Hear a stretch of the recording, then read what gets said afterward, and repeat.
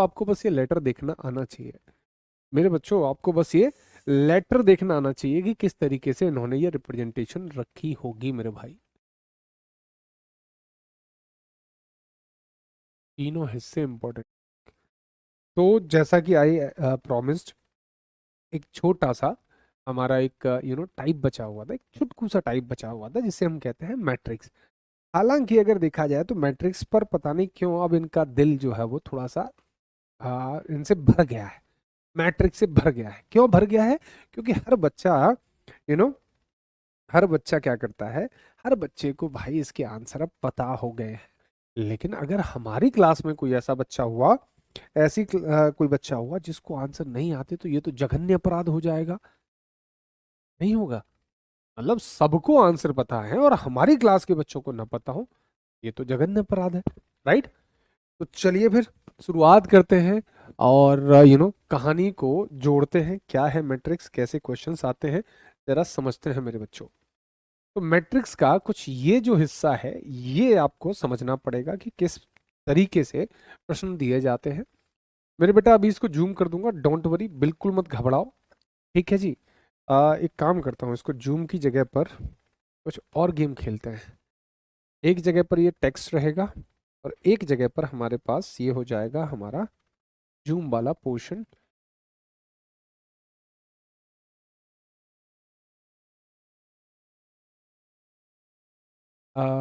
ये फिर तुम्हें अब क्लियर दिखेगा। बेटा 3 पार्ट में हमें करना पड़ेगा इसको भाई, 3 पार्ट में ही कर पाऊंगा इसे, तभी समझा पाऊंगा। तीनों हिस्से इंपॉर्टेंट हैं, तीनों हिस्से इंपॉर्टेंट हैं। चलो, तो समझना बेटा, यहाँ पर ये जो प्रश्न है, अब आप चाहें तो इसको भी बड़ा कर सकते हैं, वैसे मैं पढ़ दे रहा हूँ। करण कुमार महतो, स्वागत है मेरे बच्चे। विश्वजीत, हेलो सर कैसे हैं आप? हेलो सर कैसे हैं आप? मैं ठीक हूँ बेटा, I am absolutely fine and fantastic. Kajal ji स्वागत है आपका। एंड हेमा गुप्ता जी स्वागत है, नमस्कार। आ, रितेश कोई बात नहीं बेटा, अभी ठीक है, प्रॉपर टाइमिंग है। मंजीत स्वागत है मेरे बच्चे। तो भाई लोग यहाँ पर जरा ध्यान देना, ये प्रश्न कैसे आता है। देखो ये बहुत बड़ी एक लाइन लिखी होती है, इन लाइन में जो काम वाली बातें हैं उनको पहले पिक करेंगे। पहले मैं जनरली इसे पढ़ देता हूँ, आई होप शायद आपको ना दिख रही हो तो भी दिक्कत नहीं है, मैं इसे आपको प्रॉपर समझा दूंगा। दिए गए विकल्पों में से कोई एक विकल्प, यानी कि जो ऑप्शंस दिए गए हैं, ये वाले ऑप्शंस जो अभी आपको क्लियरली दिख नहीं रहे हैं, आई होप दिख रहे हैं, नहीं दिख रहे हैं मेरे अकॉर्डिंग, नहीं दिख रहे हैं, छोटे छोटे हैं इसीलिए। संख्याओं का केवल एक समूह द्वारा एक वर्ण को प्रस्तुत करता है। यानी कि जो ये विकल्प दे रखे हैं, ये जो ऑप्शन है जैसे 22, 81, 14, 69, ये सब मिलकर के एक शब्द को बनाते हैं, एक शब्द को, एक वर्ण को प्रस्तुत करते हैं। दिए गए आव्यूह में वर्णों के 2 प्रकार को विकल्पों में दी गई संख्याओं के समूह द्वारा प्रस्तुत किया गया। हालांकि इसमें कोई जरूरत ना है ये सब पढ़ने की, ठीक है। आव्यूह वन में स्तंभ और पंक्ति 0 से 4 तक की संख्याएं हैं।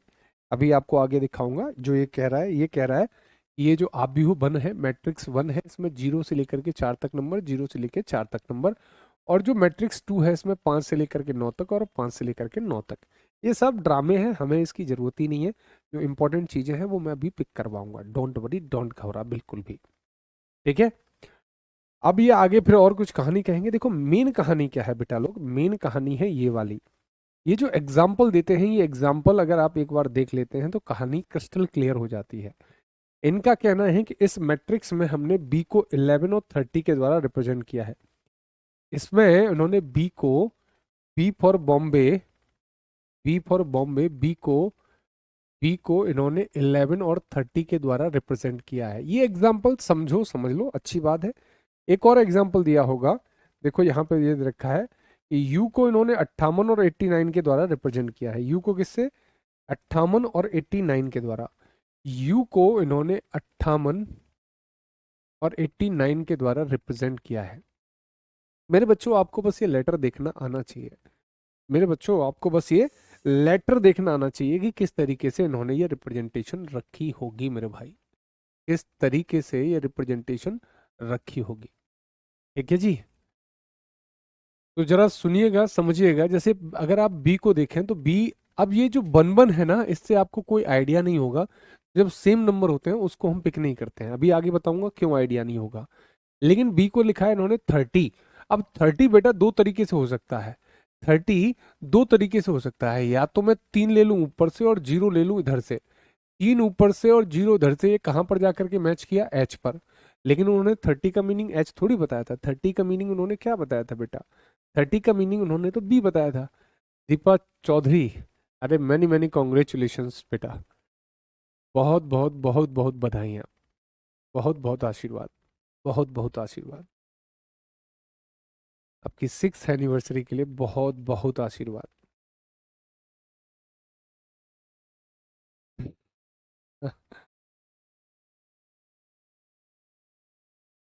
ओके, ठीक है। तो यहाँ पर हमने जब बेटा 3 ऊपर से लिया है, देखो 30 को दो तरीके से लिख सकते हैं, अभी बताऊंगा, प्रॉपर भाग नहीं रहे।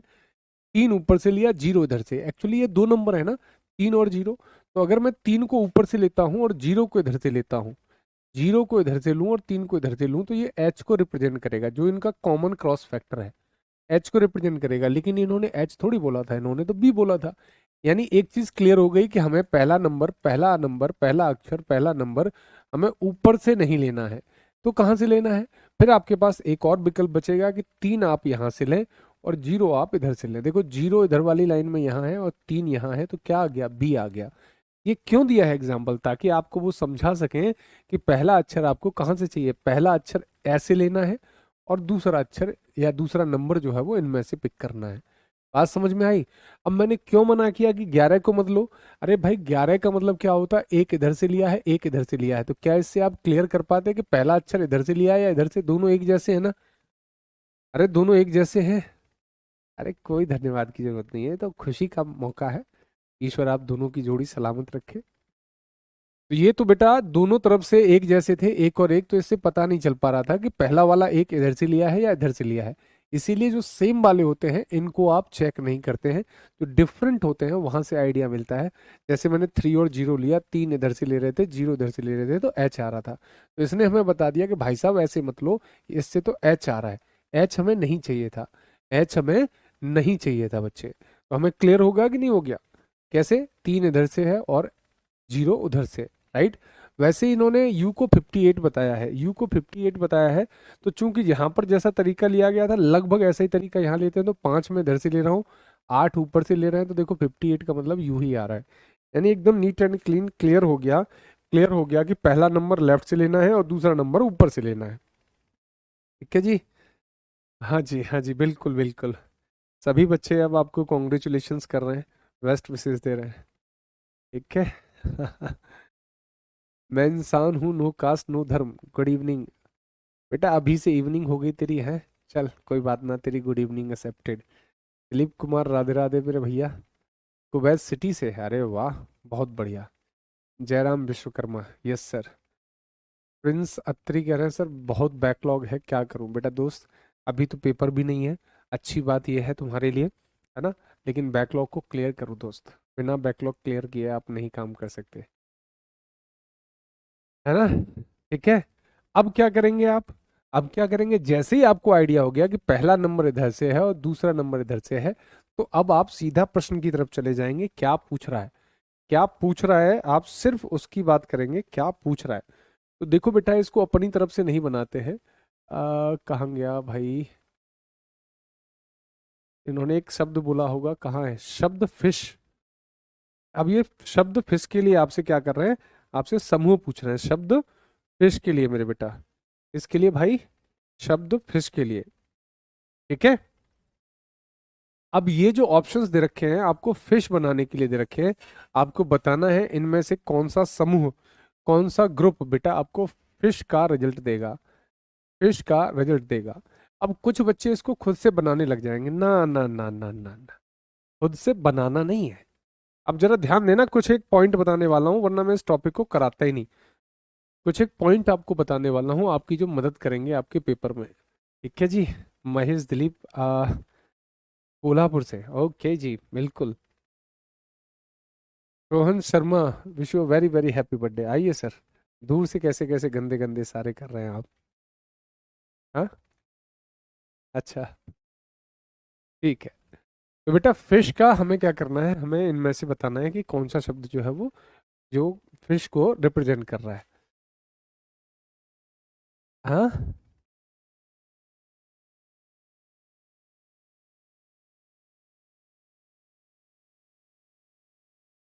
अरे तुम ये नहीं समझोगे मेरे भाई, ये क्या है, तुम समझ ही नहीं पाए।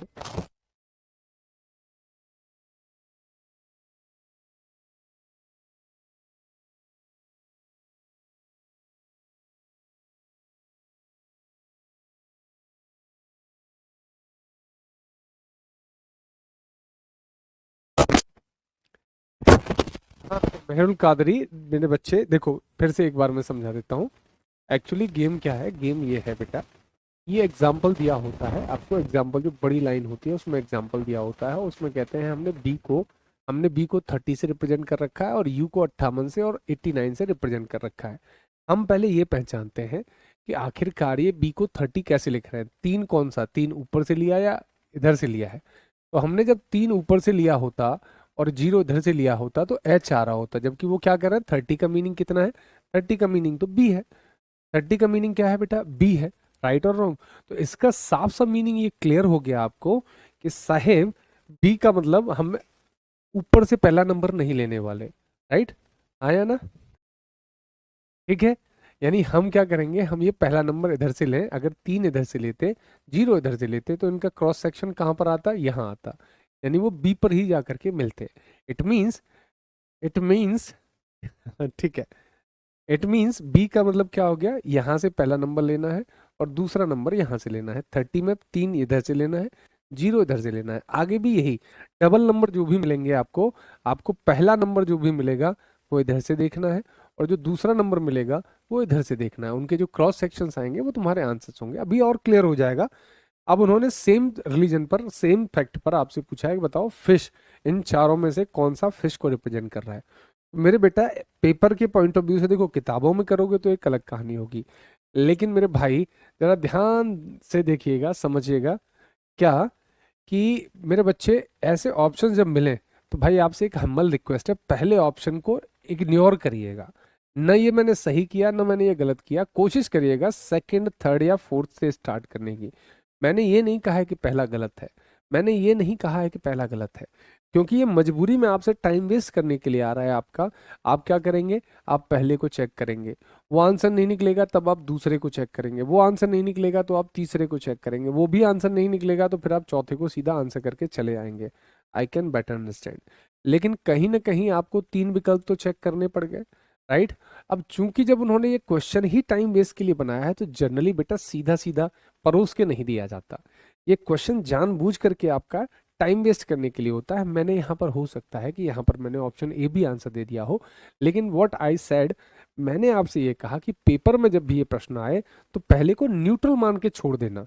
ऑप्शन आपकी मर्जी है ना, आप किसी से भी, आप पहले इसको चेक करो या इसको चेक करो, इसको चेक करो, कोई तुम्हारी चॉइस पर डिपेंड करता है। बस मैं आपसे ये कहना चाह रहा हूँ कि इसको न्यूट्रल मान के छोड़ दीजिएगा स्टार्टिंग में। ठीक है, इसको जनरली ये हमने देखा है 90%, 90% इज अ ह्यूज नंबर, पहला वाला आंसर नहीं होता क्योंकि वो चाहते हैं आपका टाइम वेस्ट करना। ठीक है ना, ये जनरली नहीं होता। और उसमें भी अभी एक और गेम देखो, इसमें भी मैं उल्टा चलता हूँ, क्योंकि क्या करते हैं, स्टार्टिंग वाले एक दो सही रख देते हैं, लास्ट में गड़बड़ करते हैं जिससे कि फिर से टाइम वेस्ट हो। तो मैं हमेशा क्या करता हूँ, मैं उल्टा चलता हूँ। कैसे, ये 41 बेटा किसको बात कर रहा होगा, एच की बात कर रहा होगा, आया ना? ये 88 किसकी बात कर रहा है, तीसरा लेटर है तो ये तीसरे लेटर की बात करेगा, एस की बात कर रहा होगा। और ये 86 किसकी बात कर रहा होगा, आई की बात कर रहा होगा। क्या ये बात आप मेरी समझ पा रहे हैं कि हम एक तो स्टेप नंबर यानी ऑप्शन नंबर सेकंड से स्टार्ट करते हैं और वो भी उल्टा स्टार्ट करते हैं।